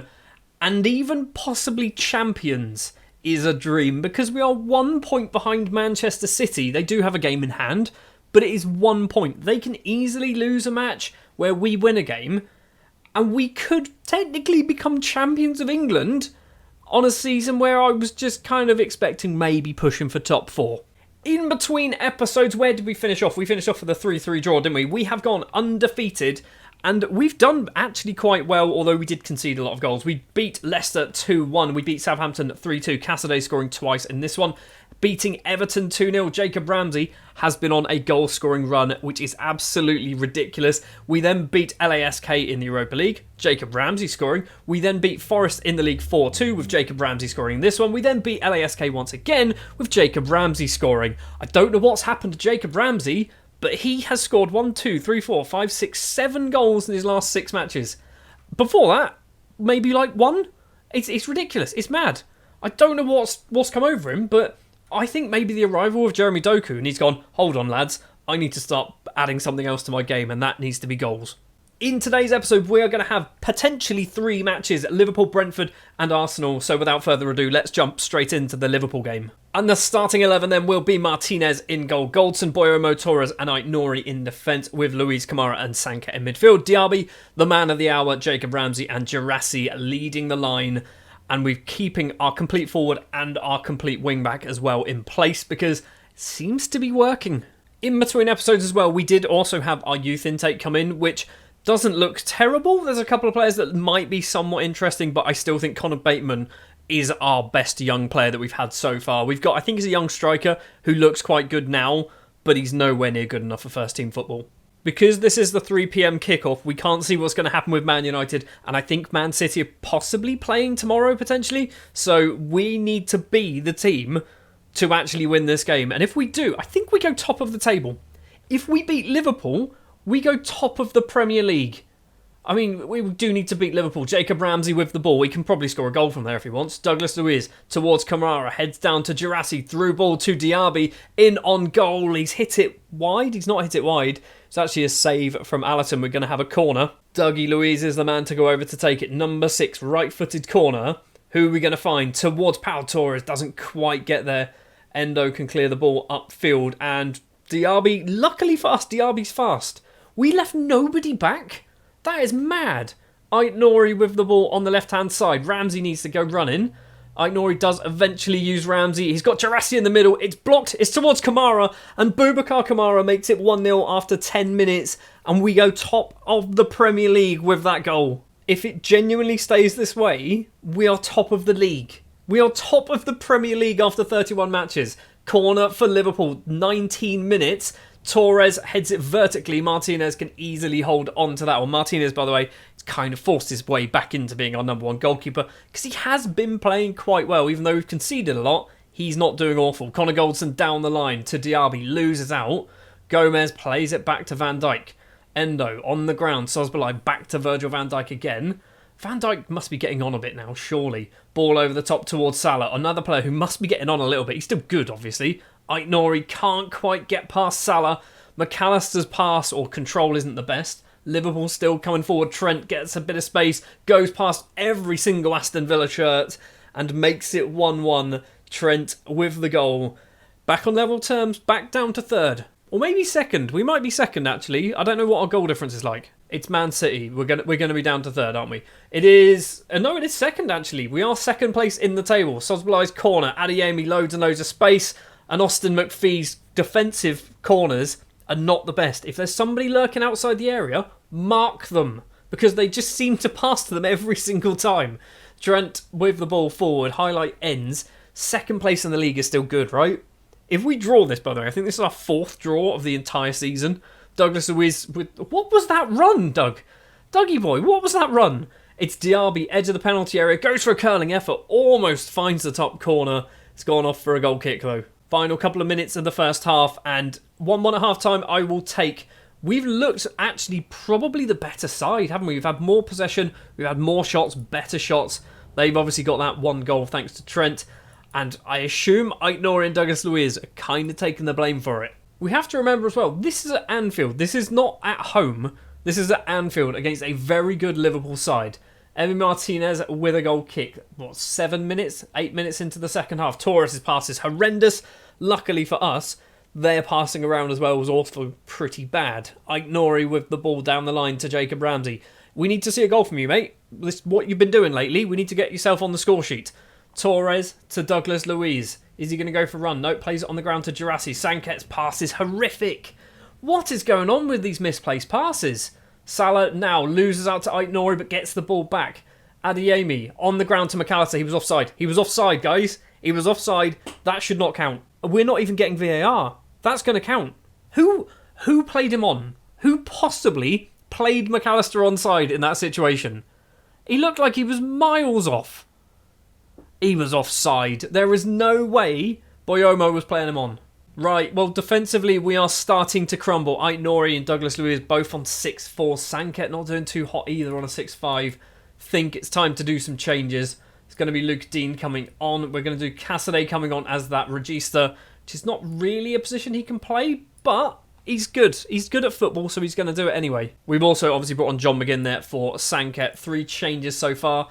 2 more to go. I'm looking at Diaby and I'm looking at Girassi as our potential players to change. Although, Girassi is on a 7.0, so he's got the confidence in him. Corner for Jacob Ramsey towards the middle. Alisson's come out, easily claimed that one. So what is going to happen from this highlight? I think Virgil van Dijk's just phased through Alisson there. Goes for a little wander. Kanate with the ball. Szoboszlai lose out to Ramsey. He does. Girassi plays it back to McGinn, whose pass was awful. Kamara. What our pass accuracy must be like 7% at this point. Jota down that left-hand side, keeps it in play just about. Diaby's nicked it though. Connor Goldson to Kamara. We've got a runner in the middle. I don't know who it is who's gone for a run, but he's just absolutely booted it. Cassidy on the ground. His pass is awful. His pass is absolutely awful. Why can we not pass? If we could pass, we'd be like 4-0 up. I mean, admittedly, they scored a goal as well. Trent with the ball. Sosbolai plays it across. Mazraoui to Adeyemi into the back of the net. That one might get flagged for offside.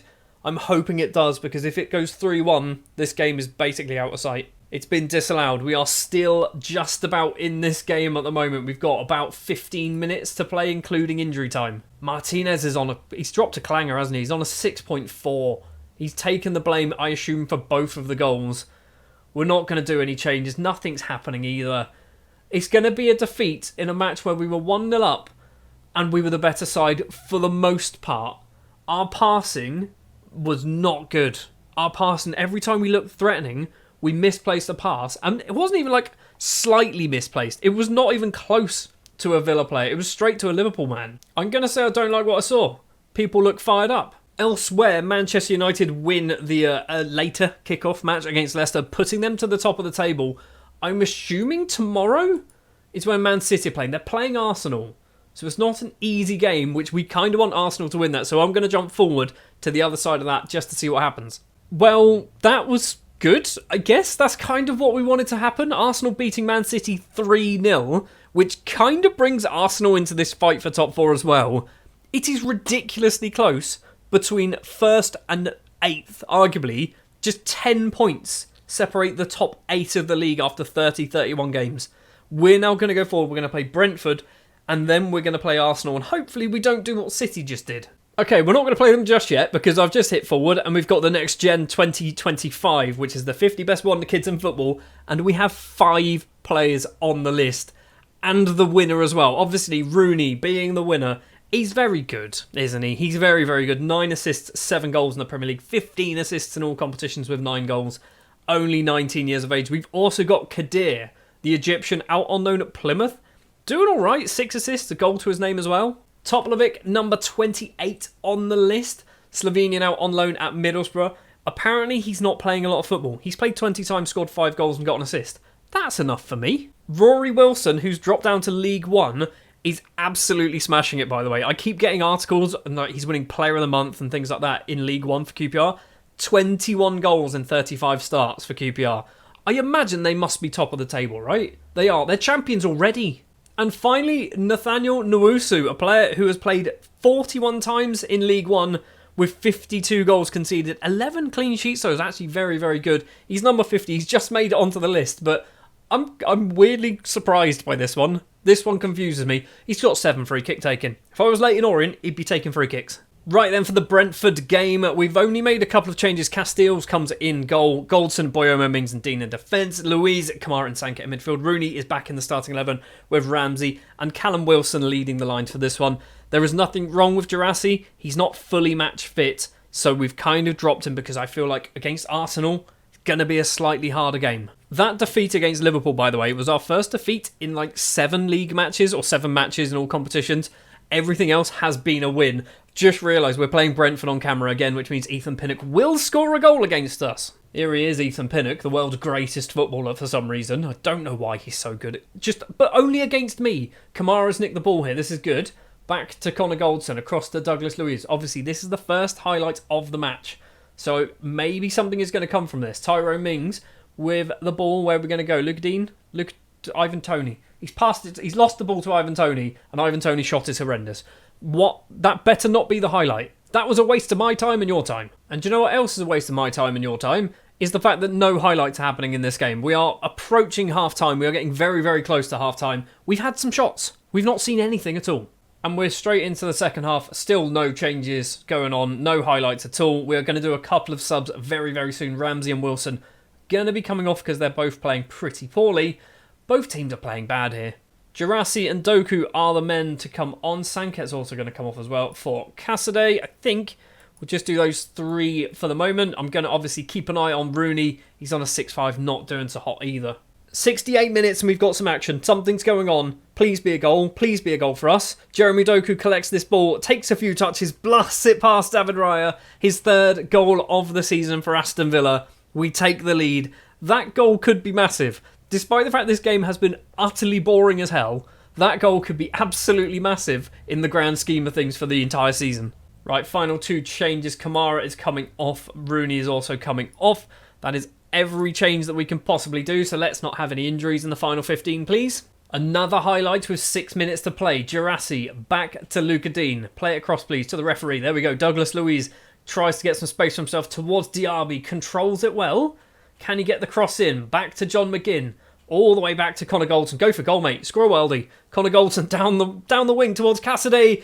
And Cesare Cassidy is there to make it 2-0. That surely puts this game beyond any shadow of a doubt, and we are going to pick up 3 points against Brentford. I'd just like to point out as well, the 2 goal scorers, the 2 loanees that were brought in on deadline day. Well, that was fairly quick and somewhat uneventful, but a 2-0 win. And all in all, actually looking at the match ratings, not a bad performance in the end. Connor Goldson gets man of the match. And not only that, that win puts us up into second place in the table, but Man City do have to play West Ham in just a moment. Man United also playing Arsenal. Can Arsenal be the spoilers? We're going to hit continue because this evening, which is the Wednesday, that's when that game's taken place. The answer is no. Arsenal cannot play the spoilers. Neither can West Ham. Man City winning 4-0, putting them back into second place. Man United winning 1-0 with a 95th minute winner. If that didn't go in, this would be a lot more exciting. We're now going to go forward and play Arsenal, who are going to be missing Kai Havertz by the look of it. Right, Arsenal, you've played a very big role so far in the last few matches for all of the teams in the top 4. Let's not ruin it for us, okay? It's going to be Martinez in goal, Boyomo, Torres, Mings and Luke Dean in defence, Luiz, Kamara and Sanka in midfield, Diaby, Ramsey and Girassi. Actually, we're going to drop Ramsey. Ramsey has obviously, start of this episode, he was amazing. He was absolutely amazing. And then he's just declined rapidly. A 6.9, then a 6.4. Doku obviously scoring one of the 2 goals against Brentford. We're going to give you a start on that left-hand side. Let's go and hopefully beat Arsenal at Villa Park. So we can keep an eye on Manchester City versus Chelsea, which is obviously not going to be a particularly easy game for City. Later on today, Fulham host Man United, which we will find out what goes on at the end of this episode. We're going to find out exactly whether Man United are still top of the table. Haaland, however, has scored to take the lead against Chelsea, which means now Man City move to the top. Luca Dean to Doku, 22 minutes, loses out to Saka. Fabio Vieira's ball forward towards Martinelli, does manage to find him as well. He's got Boyomo for a bit of company. Obviously, Boyomo, not really a right back, but he is playing there. He can play there. Eddie Nketiah's in on goal, and Martinez has just decided to flop onto the floor. It might not count, though. I think it is going to count, but it might not. We're getting VAR. The goal has been awarded. It is 1-0 to Arsenal, and not the best start. We've had some shots. We've had 5 shots, only one of them on target. Elsewhere, Bournemouth have taken the lead against Liverpool, which I don't know, it's probably not relevant to us because I don't think Liverpool are really battling just at the moment, but it could come in handy. Odegaard with some space, Luca Dean with a superb slide tackle, only manages to get it to Saka, and Saka doubles Arsenal's lead. The last few matches may well have actually propelled Arsenal into this title picture because they've beaten some of the top sides, and weirdly we are one of them. Declan Rice with the ball. Girassi comes back to try and steal it away. Falls for Odegaard. His shot goes over the bar. We are not really doing anything at the moment. Arsenal are getting all the shots. Martinez is on a 6.2. What is the deal with goalkeeper consistency? Martinez is either amazing or horrendous. There is no middle ground. Luke Dean with a throw for us. Are we going to get ourselves at least a goal back in the first half? Tyrone Mings goes for a little run. Back to Torres. Get it upfield. Boyomo all the way back to Martinez with the performance he's putting in. Wouldn't be surprised if he scored an own goal. Mings to Luca Dean. There we go. Down the line. We need a little run. Doku is that runner. Doesn't really do a run though, does he? Cuts inside instead. Plays it on the ground to Girassi. Kamara to Diaby. He's gone for a long-range effort. That was never going to go in a million years. It's over the bar. At least it's a highlight. Half-time, 2-0 down against Arsenal. We are not very good. We are not very good. We have to be better in front of goal. We're getting the shots away. We're actually getting the shots away. I think we've had 6 or 7 shots, but they've all been really bad. Looking at fitness-wise as well, Diaby is starting to struggle for us, which I wasn't sure whether I should play him in this, but we've gone for it, and it might have been a bad idea. For them, Odegaard is struggling, and he's actually playing very well for us. So hopefully he gets injured. Nketiah is in on goal. Martinez has made a save, everybody. It was a good save as well. We do get to see the corner. Trossard is the man to go over to take it. Towards the front post, Boyomo heads that clear. Highlight just needs to end. Thank you very much. That save from Martinez bumped him from a 6.2 to a 6.6, which is now starting to drop again. Right, 2 changes. It is going to be Rooney and Ramsey coming on. Diaby and Girassi coming off. Jeremy Doku's going to be pushed to be that striker in the middle, because I don't want to drop Doku, partially because he's good. He's a very good player, and our other option on the subs bench for a striker is Callum Wilson, and let's face it, he wasn't a good signing. We have had 10 shots and only 2 of them on target, and it's looking like it's going to be a second defeat of the episode. Sanket collects it from Luca Dean. Kamara going away from goal, back to Torres. If we can get a goal now, it might make for an interesting final 5 minutes. Torres to Tyrone Mings. Lots of time on the ball. Sanket collects it. Goes off to the left-hand side. Luca Dean's behind him. Good. What we expect you to do. Mings back to Torres. We're trying to pass our way through, which is fine. We're doing a vertical tiki-taka. It's what we're supposed to be doing. Douglas Luiz manages to just about get it. And Jeremy Doku, what are you doing? If it went in, world-class goal. But it wasn't going to go in, was it? Let's be honest. It's going to be a corner. Luca Dean steps up to take it. We've got Tyrone Mings is just shouting at Ramsdale, I assume. Ramsdale comes out, claims it anyway. 6 minutes of injury time, and I feel like this game is lost now. Rooney gets the ball back to Boyomo. On the ground to Kamara. There might still be a consolation goal for us. Douglas Luiz. We're going the wrong way, guys. We need to bump this up to attacking. Jeremy Doku's in on goal. His first time shot goes wide. I think he might have been offside. Maybe not. Full time whistle goes then. It's a 2-0 defeat against Arsenal. That's a massive win for Arsenal. We should have scored in that. We really should have scored in that. Martinez has cost us. Arguably, Girassi and Doku have cost us as well. We had 12 shots, but only 3 of them on target. And to rub salt into the wounds a little bit, Man United and Man City both win their games, which means they have now extended their lead ahead of us. City still have a game in hand, so let's assume they win that game in hand. They'll be on 73. Man United will be on 72, which means we are 6 points behind the top 2. However, we are 4 points clear of Chelsea because they did lose against Man City. Arsenal have propelled them into this Champions League battle. It's still 8 teams are in this. There are still 8 teams in this. Man United and Man City, I think, are starting to pull away in the title race. But there are another 6 teams that are battling out for 2 Champions League spots. Luckily, we're in the driving seat. Although, with matches and results like we've just had in this episode, we might not be for too long.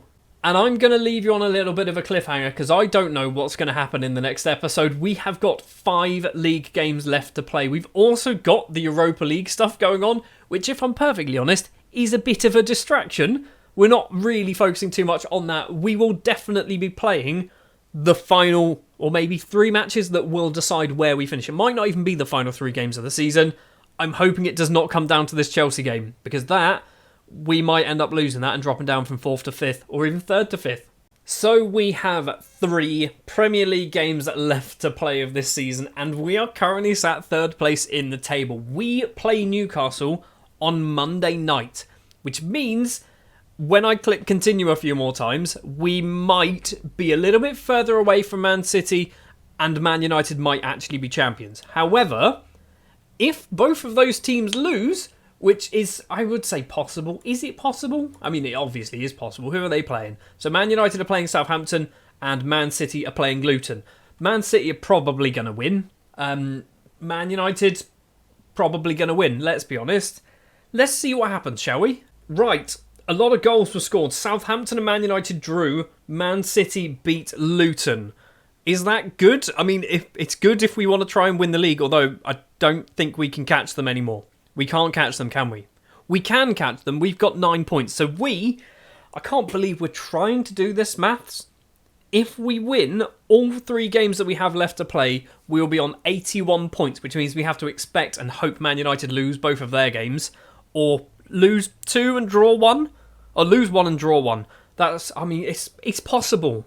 It's not likely to happen, but it's possible. The worrying thing, Chelsea have kind of pulled themselves into this battle. So have Liverpool.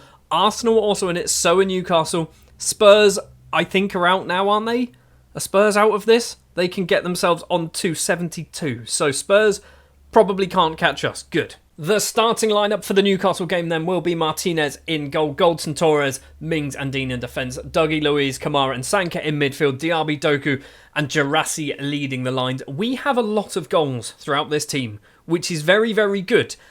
Problem is, they're kind of, sometimes when they're really good, they're really good. They score lots of goals. When they're not good, we're not good as a team. We've got 11 goals from Sanket, 10 from Diaby, 15 from Girassi, 10 from Rooney, 11 from Ramsey, 10 from Wilson. Most of those are in Europe, but still, Callum Wilson scored 10 goals in a Villa shirt, everybody. I didn't mention this at the start of this episode, but we have obviously played a few matches off camera as well. We've got to the Europa League semi-final where we are playing Fiorentina. We have drawn the first leg 1-1, which means we might find ourselves in a final of a European competition for a second season in a row, and we might knock out Fiorentina at the semi-finals, which is just ridiculous. We also managed to beat Red Bull Salzburg 8-7 on aggregate because I played a 100% rotated side for it, because I'm focusing on the league. We've got 20 minutes on the clock and we've got a highlight. Kamara to Girassi. I'm pretty sure he was offside. Doku can't score that one anyway somehow.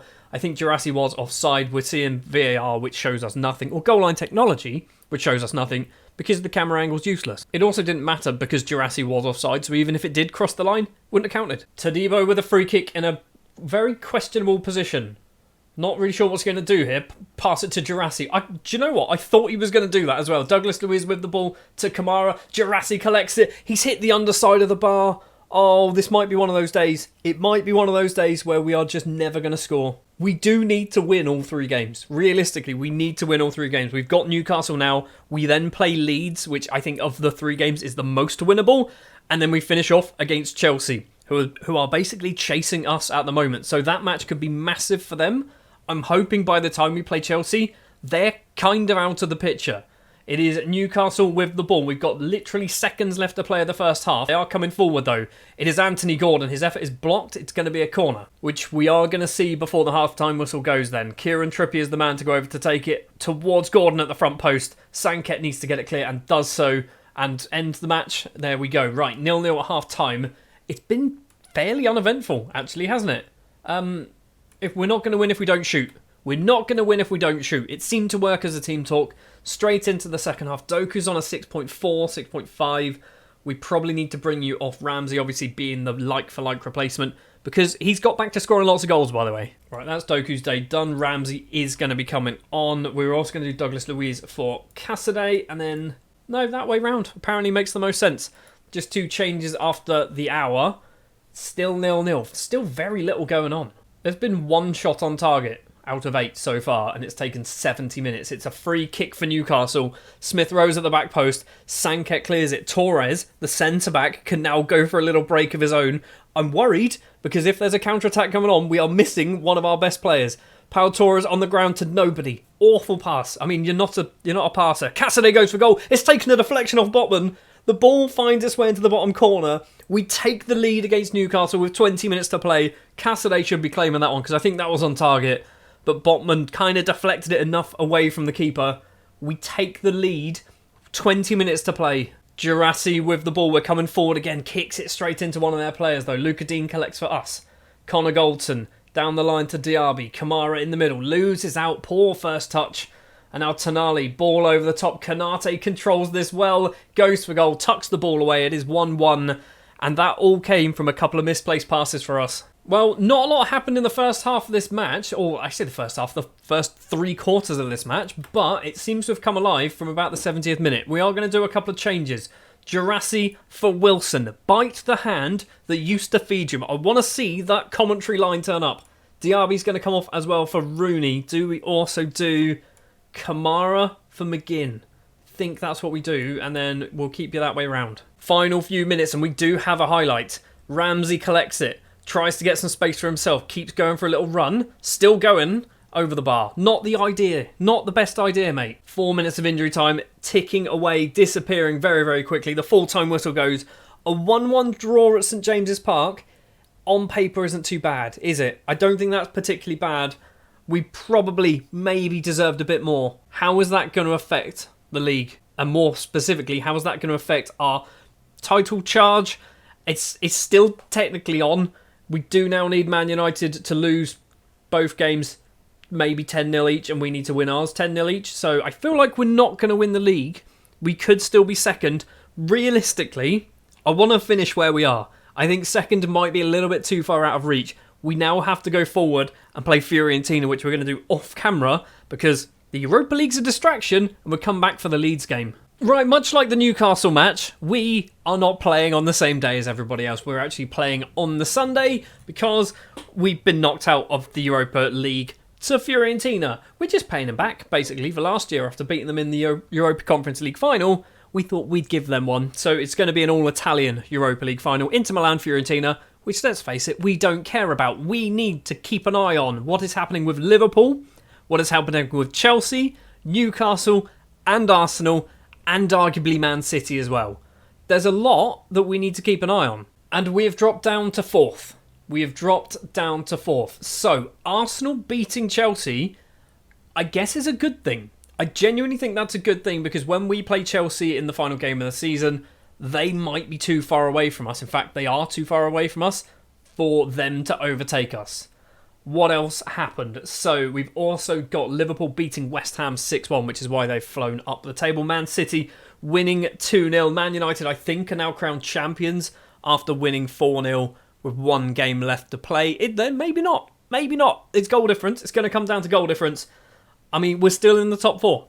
We are still in the top 4. We're now going to play Leeds and hopefully put ourselves back up into 3rd place. For the Leeds game then, it will be Castells in goal because Martinez has a slight injury. He actually missed the match against Fiorentina because of that injury. Goldson, Torres, Mings and Ait-Nouri in defence for this one. Dougie Luiz, Kamara and Casadei in midfield. Diaby, Ramsey, Girassi leading the lines. In fact, we're going to go for Rooney on the right-hand side. Apparently, him and Connor Goldson, best mates. So we did lose 2-0 against Fiorentina. We played a full-strength side as well because I thought, you know what?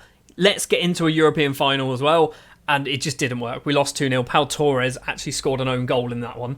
5 minutes on the clock. Leeds United with the ball. Obviously freshly promoted last season. Melier with it. Closing him down maybe, Girassi? Not bothering?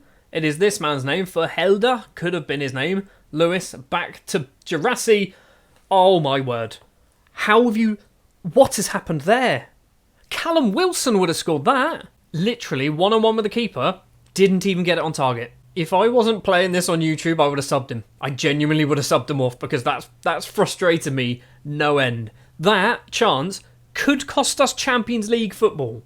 That's not even a joke. Rooney with a short corner to Casadei, back to Rooney, finds Ramsey. Is he going to cross it in? Takes the deflection. Luiz to Rooney, edge of the area. Back to Luiz. Curling effort. It's gone just wide of Melier's post. Still 0-0. We are looking good, but we're not really getting decent shots away. I've just seen as well, it says Castells possibly has stubbed his finger. Why would I bring off a goalkeeper with a stubbed finger for another goalkeeper who's also currently injured? That doesn't make sense to me. It is possibly going to be 0-0 at half-time, although we've got 20 seconds to play and a highlight. Tyrone Mings to Ait-Nouri. Ball forward, finds Kamara, loses out. Voba to Nonto. In on goal. Castells can't stop it. It's 1-0 to Leeds. I am not happy. I am not a happy boy at the moment. That goal and that chance from Girassi. We should be 1-0 up. That's terrible. We've been terrible. Sort it out. 6.3 for Girassi. If we lose this, we are in serious issues when it comes to qualifying for the Champions League. And already in the second half, nothing's happening. Absolutely nothing is happening. We're going to push to attacking. We're going to take off Girassi. We're going to do Wilson. I can't believe we're doing Wilson. Ramsey's coming off because we're on camera. Why perform when you're on camera? Just do it off camera, mate. It's easier that way. Casadei's coming off as well for Sanket. Sanket didn't start because he was slightly tired. And I thought, you know what? We should be good enough to beat Leeds. And here we are, not beating Leeds. Voba to penalty. It's an actual penalty, isn't it? Are we going to get VAR or is it just going to be a penalty? We're getting a review. I feel like it will be a penalty anyway. It is. Come on, Castells. Come on, Castells. Who is the man to take the penalty? It is Greenwood stepping up. Castells, bottom left. You absolute hero, Castells. You absolute hero. Right then, and we've got a corner at the other end to potentially get ourselves back on level terms. Dougie Luiz is the man to take the corner. Where's it going to go? Towards the front post. Towards Sanket. Doesn't quite get on the end of it. We win another corner, though. Luiz obviously wants again to take the corner. Towards the front post. This time it's Tyrone Mings. Heads over the bar.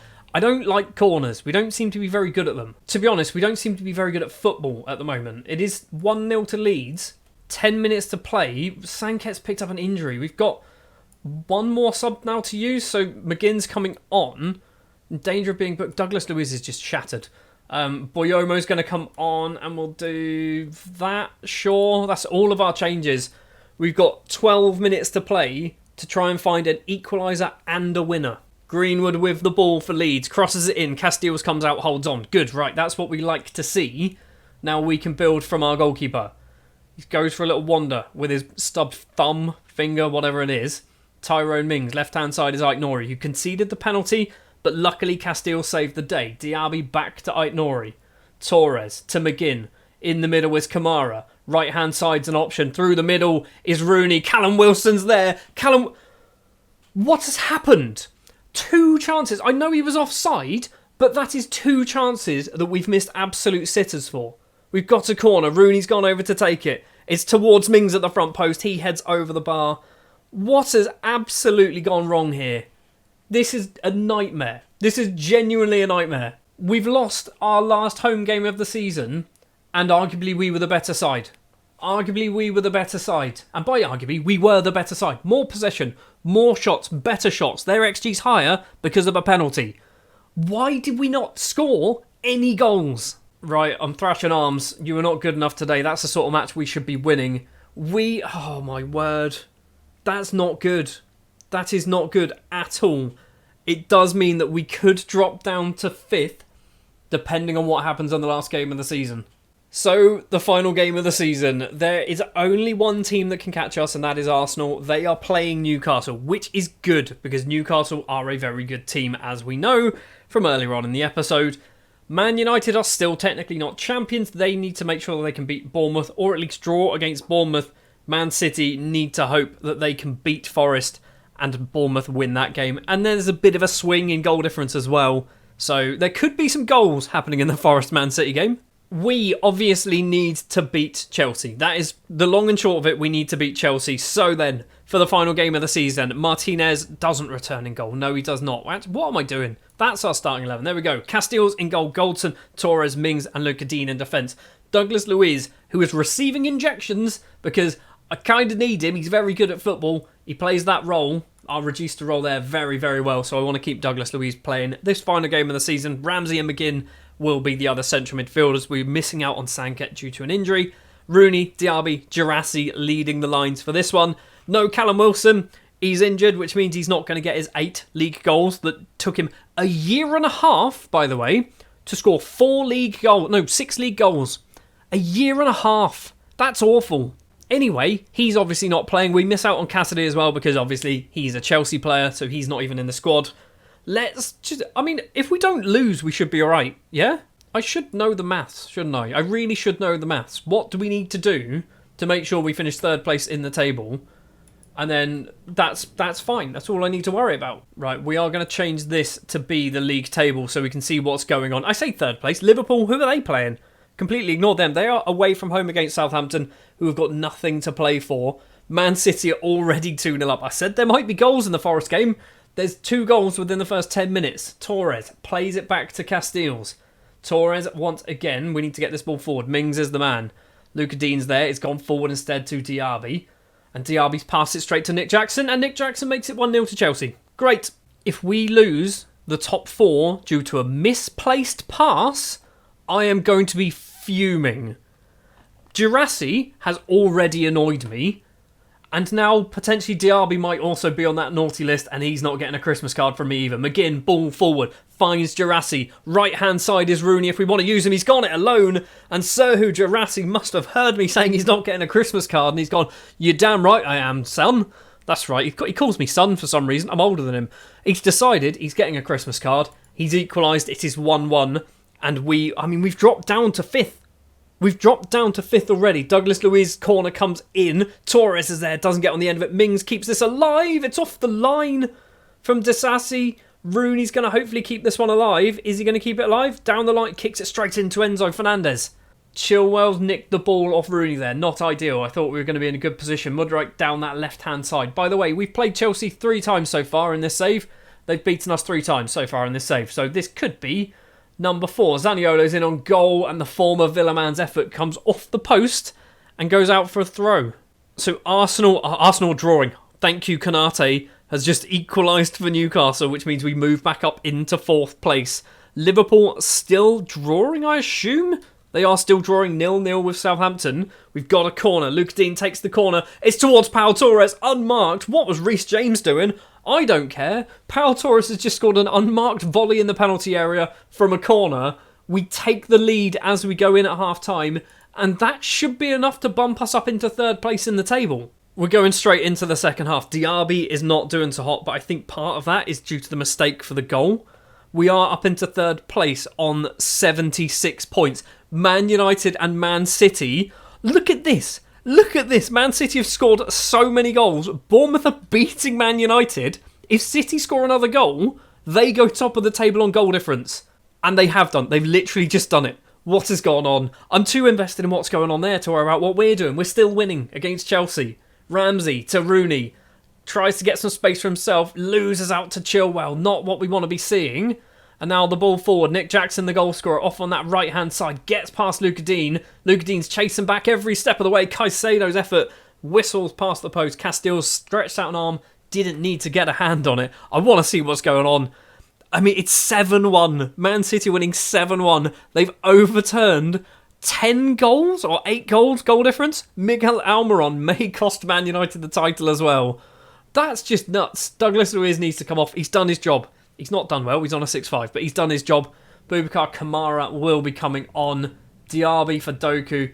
Bailey coming on for Rooney as well. I think we'll just do those 3. We've got, 15, 20 minutes left to play? This is absolutely mad. This is absolutely mad. If we can hold on, I say that as Chelsea are coming forward, but if we can hold on, we're going to finish 3rd place in the Premier League. Mudryk scored. It's 2-2. Is that going to make a difference, though? Because I don't know what Liverpool are doing. I think Liverpool are still drawing. Are they still drawing? I don't know. We've got immediately straight into another highlight. Enzo Fernandez to Mudryk, the goal scorer, being chased every step of the way. Romeo Lavia collects it, plays it across to Mudryk on the left-hand side, tries to get past 2 players and does so, crosses it in. He doesn't cross it, he's just bloody scored. Mudryk's not this good, Football Manager. He's not this good. I can't believe what's just happened there. I could not believe what's just happened there. We're still apparently 3rd. I don't think that's true. I genuinely don't think that's true, unless Southampton are winning? Southampton are winning against Liverpool. What's happened? I don't know what's just gone on. The full-time whistle's gone. The season's over. Have we finished 3rd or 4th? What's happened here? We've finished 4th. We have finished 4th. Man City have won the league. Bournemouth beat Man United. And Man City won 8-1 away from home against Forest. That is insane. However, that is ridiculous that happened. I love the fact that Man City went, we need to overturn that goal difference, so we need to score lots of goals. And they bloody did. So this episode, in terms of results, been pretty poor, hasn't it? A 1-1 draw, a 1-0 defeat, and a 3-2 defeat. However, it means we do finish 4th place in the table. We're into the Champions League with Aston Villa, Chelsea finishing 5th, Arsenal in 6th, Spurs in 7th, Newcastle missing out on European football. Maybe. We might actually get Chelsea going into the Champions League because of the whole coefficient nonsense. But it doesn't matter. We finished 4th. We finished 4th? I don't know how we've done that. What's the budgets for next season? What have we got? £52 million. It's not a lot. It's really not a lot of money, is it? I think I mentioned last episode, maybe the episode before, that we might have a Tycoon takeover. That's been rubbished. It's not happening either. So yeah, £52 million is probably what we've got for season 3. A few more days later, and we've got some awards, and I've just got an achievement because I am Manager of the Year. Rooney is Young Player of the Year, 24 appearances, 7 goals, 9 assists. Stuart Pearce wins Manager of the Year, 60% win ratio. That's very, very good. And my Director of Football, Rodolfo Borrell, who came from Austin FC apparently, he's very happy. Cheers, Rodolfo. End of season review, and for some reason, the signing of the season is actually it's Rooney, who got, as we know, 15 assists actually in 10 goals in all competitions. Girassi, 16 goals, 6 assists, not awful. I would have liked to see a better return for that. Cassidy, very good loan signing for the 8 starts that he got. Same with Doku. I think that's not a terrible return. Boyomo played a lot more football than I thought he would. I brought him in as like a rotation. He got 37 games. Jovic didn't really do much. Harwood Bellis didn't really do a huge amount either. Ait Nori, I feel like he's going to replace Luke Dean maybe next season. That's why I brought him in now, because if Wolves have gone back up, he would have cost a bit more money. And just in case you were interested, Rory Wilson was the top goal scorer in League One with 24 goals. Buendia is still banging in goals and playing games for Fiorentina in the Europa League final as well, which is it's good to see. Now it's been a couple of clicks of continue. It is kind of frustrating that we are 4th, because we were 3rd place for a very long time, and then we dropped down to 4th with a couple of games left to play. We had a bad couple of months. That there, sort of December, January time was not good for us, and then obviously the last few games just kind of shafted us really, didn't they? The fact that Man City won that as well was still ridiculous. The fact that they actually had identical records as well. Just goal difference was different. Europa League, I think we did quite well. We beat, there you go, we drew 4-4 and 3-3 with Red Bull Salzburg. And I think we beat them on penalties in the end, actually. Fiorentina knocked us out in the semi-finals. Arsenal knocked us out of that one. And that one. Arsenal were kind of a bit of a thorn on our side. There's a bunch of finances, in case you're interested. Sponsorship's gone up. Everything else seems to have dropped slightly. I don't know why. Surely our prize money should have gone up. It's dropped by 300,000 for some reason, and I don't know why. Maybe because we didn't win the Europa Conference League. So the best 11 then, it is kind of what you'd expect. We did do a lot of rotating when it comes to defence and goalkeepers. So Martinez only started 32. The back four, Goldson is there, Torres, Boyomo and Luke Dean. Luke Dean only started 26. Obviously, Ait Nori was his kind of direct replacement. Then the further up the pitch you go, the more consistent we get. Jacob Ramsey, 15 off the bench. I feel like we should have started him more. And there's a bunch of other rewards as well. Rooney picking up a lot of things, judging by the fact that he was Fans Player of the Year, Young Player of the Year, Signing of the Season, most assists as well, highest average rating. Rooney did quite good. Golden Glove, I feel like he didn't win that this year. European Golden Boy was Rooney, Next Gen was Rooney, and Young Player of the Year was Rooney. He had a good season. Well, that is going to do it then for Season 2 of this Aston Villa save. If you did enjoy, please do leave a like. Stick your comments down in the comment section below about how I definitely overachieved, and I probably still need to find myself another striker. Although, we did score 69 goals this season, which is the 4th best in the league. Nice. Will we be back for Season 3? You are just going to have to wait and see. If we are back, we are obviously going to have Champions League football. We've got £50 million to spend as well. And we're probably going to have another clear out over the summer. So yeah, maybe if Season 3 does roll around, there's a lot of new faces to take a look at.